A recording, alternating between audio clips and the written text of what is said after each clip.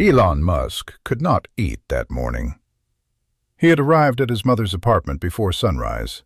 He had not slept much. He had not slept badly, exactly. He had slept, in fact, more deeply than he had in months. But something had happened in that sleep. Something had stayed with him.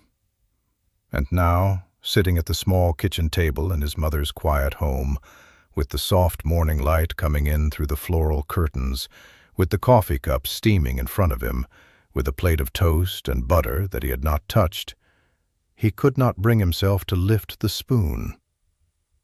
Maye Musk was at the counter. She did not say anything. She just watched him. She had been a mother for 60 years. She knew when to ask. She knew when to wait. Outside, the city was waking up. A bird had started singing in the small tree beside the window. The light through the curtains was changing slowly from gray to gold. It was early summer in New York, the kind of morning where the air still smelled of rain from the night before, and the day ahead promised to be warm. For almost 20 minutes, neither of them spoke. Finally, Maye crossed the kitchen and sat down across from her son. She folded her hands on the table. She looked at him gently. "Elon," she said, "tell me what happened in the night." He looked up. His eyes were tired but soft. There was something in them she had not seen in a very long time. A quiet light. The kind of light that arrives in a man's face after he has had a peaceful sleep for the first time in years. "Mom," he said, "I had a dream last night, and I cannot stop thinking about it." Maye nodded once. She did not rush him. She did not ask for details. She just waited. He looked down at his coffee. "It was so quiet, Mom," he said. "That is the first thing. It was so quiet." He turned the cup slowly between his hands. "I was standing in a small garden. I do not know whose garden it was." "It was not mine. It was not a garden I have ever seen. But it felt familiar, somehow, the way places in a dream sometimes feel familiar, even when you have never been there. There was a low wooden fence. There was a stone path. There was a small wooden bench at the back of the garden under a tree. And there were flowers, Mom. White flowers, mostly, the small kind. The kind that grow in the early summer." Maye's eyes softened. "And what month was it, Elon?" He looked up at her. "That is the thing, Mom. I knew. In the dream, I knew. I knew it was June. I could feel it. The way you feel June when you have lived through enough of them. The grass was that particular green. The light was that particular gold. The air was that particular warm. And there was a smell, Mom. A smell I cannot describe. The smell of June. The kind of smell that only exists for about 2 weeks in the whole year. Honeysuckle, maybe, or jasmine, or just the smell of grass that has been warmed all day by the sun. And I knew, the way you know things in a dream without being told, that it was June. I do not know which June, Mom, but it was June. And I have not been able to stop thinking about it." Maye was very still. She had not heard her son speak this way in a very long time. "Tell me the rest, Elon," she said softly. He took a slow breath. "There was a song, Mom." He paused. "I do not know the song. I cannot hum it for you. I cannot tell you the words. But there was music in the garden. The kind of music that came from somewhere I could not see. Maybe from an open window in a house nearby. Maybe from a radio on a porch. Maybe from inside the garden itself. The kind of music that is so quiet you have to lean toward it to hear it. And it was a kind of music I have never heard, Mom. Slow, warm, old, in a way. The kind of song that I think I would have known if I had been born 50 years earlier than I was. And then I saw her, Mom. He stopped. He looked at the toast on his plate. He looked at the morning light on the floor. He looked at his mother. He looked at the small clock on the wall above the stove. He could not look at all of these things in the right order. The dream was still in him, the way some dreams stay in a person for the whole morning, the way some dreams refuse to dissolve when the eyes open. She was walking, Mom. She was walking toward me through the garden. She was not in a hurry. She was just walking. The way someone walks when they have all the time in the world, when they are not late for anything, when there is nowhere they would rather be than the small stone path at the back of a quiet garden in June. May reached across the table and took his hand. She did not interrupt. I could not see her face, Mom, not exactly. I could see the shape of her. I could see her hair. I could see the way she moved. But her face would not come clear. The dream would not let me see it. The way dreams sometimes hold the most important thing just out of sight, because if you saw it, you would wake up too soon. He smiled, just a little, a tired, soft smile. The kind of smile a man does not give very often. But I could feel her, Mom. I could feel who she was without being able to see her clearly. I could feel that she was kind. I could feel that she was patient. I could feel that she had been waiting for me. Not in a desperate way, not in a way that wanted anything from me, just in the way that someone who already loves you waits for you to walk into the room. May was quiet. Her hand was still on his. And then she stopped, Mom, about 10 feet away from me. She stopped in the middle of the path. The white flowers were on either side of her. The grass was warm. The song was still playing somewhere. And she looked at me. He paused for a long moment.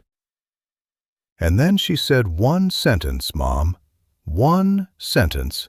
Just one, and I have not been able to stop hearing it since I woke up. May's eyes filled just a little. She did not let the tears fall. She had learned, over many years, how to hold them back for the right moment. What did she say, Elon? He looked at her. His voice was very quiet. She said, "You finally came." For a long moment, May could not speak. The light through the curtains had shifted again. The bird outside the window had stopped singing. The coffee in front of Elon had gone cold without either of them noticing. The toast had been forgotten. The morning was holding its breath, the way mornings sometimes do when something important is being said in a small room. "Mom," he said. She said it as if I had been late, as if she had been waiting for me for years, as if she had known I would come, eventually, but had not known when. And there was no anger in her voice. There was no impatience. There was only relief. The kind of relief a person feels when something they have been hoping for finally arrives. He swallowed. And then I woke up. The sentence was still in my mouth, like I had been the one to say it, like I had been the one who had finally come. And I lay there in the dark, Mom, for almost an hour, not moving, not reaching for the phone, just lying there, with those 3 words, "You finally came," over and over, like a small bell ringing inside me. May took both of his hands now. She did not speak for a long time. She looked at her son in the soft June morning light. She looked at his tired face, at the lines around his eyes, at the receding hairline that the boy in Pretoria had not yet grown into, at the man he had become, sitting at her small kitchen table, telling her about a garden he had visited in his sleep. "Elon," she said finally, "do you believe in dreams?" He looked at her. "I have not, Mom, for most of my life. I have believed in equations. I have believed in models. I have believed in things you can measure. And I have laughed, gently, at people who told me their dreams had told them things." He paused. "But this dream, Mom, this dream was different. This dream did not feel like a dream. It felt like a memory. The strange thing is, it felt like a memory of something that has not happened yet." Maye nodded slowly. "I have lived long enough to know, Elon, that some dreams are exactly that, memories of things that have not happened yet. The world calls them coincidences, or projections, or wishful thinking. But women who have lived as long as I have know that some dreams are quiet promises, and the only thing they ask of you is that you do not forget them." He looked at her. "Do you think she is real, Mom?" Maye smiled. It was a soft, slow, knowing smile. "I think, Elon, that you have been looking for her in the wrong rooms for 20 years. And I think the dream is telling you that you can stop looking for her in the wrong rooms now. She is on her way. She is walking through her own life, somewhere on this earth, not yet knowing that you have started to walk toward her, too. June is coming, my son. June is always coming, every year. And one of these Junes, it will be the one." He could not speak. He looked down at his hands. He looked at his mother's hands wrapped around his. He looked at the small floral curtains, at the morning light, at the cold coffee, at the bird that had returned to the small tree outside the window. "Mom," he said quietly, "what if I miss her?" Maye shook her head gently. "You cannot miss what is meant for you, Elon. People miss the wrong things. They never miss the right ones. The right things have a way of standing very still in the middle of a garden, waiting for you to finish walking through everything you had to walk through first." He did not answer right away. Outside, the bird was singing again. The light on the floor was a little brighter now. The day was beginning. The world was waking up.